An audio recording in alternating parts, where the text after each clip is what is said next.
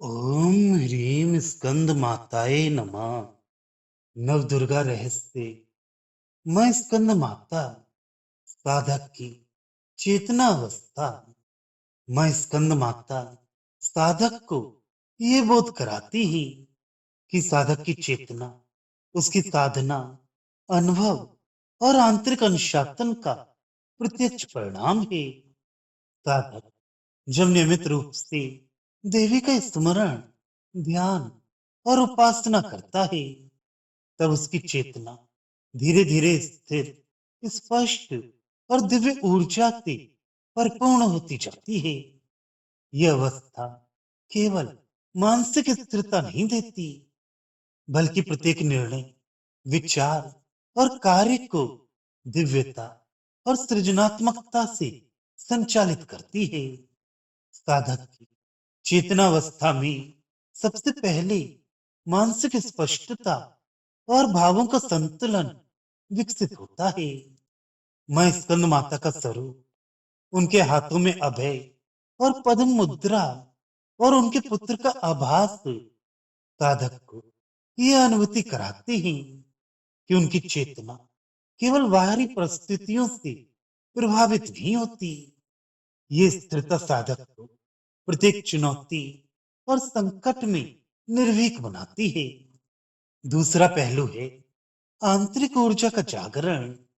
साधक की चेतना तभी पूर्ण होती है जब उसकी प्राणिक और मानसिक ऊर्जा दोनों स्थिर और सुसंगठित हों। मैं स्कंद माता की उपासना, उनके दिव्य तेज और स्मेर मुख्य दृष्टि साधक में ये ऊर्जा जागृत करती है। साधक अनुभव करता है कि उसका मन शांत है, प्राण केंद्रित है और उसका आंतरिक बल प्रत्येक परिस्थिति का सामना करने के लिए सक्षम है। तीसरा पहलू है भावनात्मक और आध्यात्मिक संवेदनशीलता।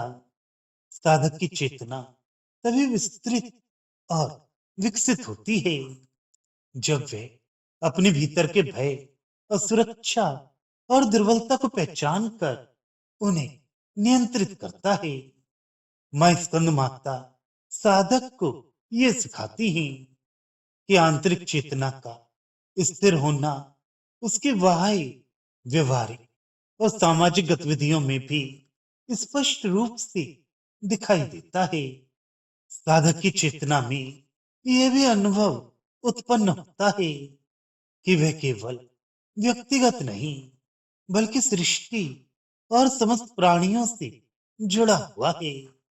मैं स्कंद माता की उपासना उसे ये स्मरण कराती है कि उसकी चेतना न केवल अपने कल्याण, बल्कि परिवार, समाज और सृष्टि के कल्याण में भी सक्रिय है।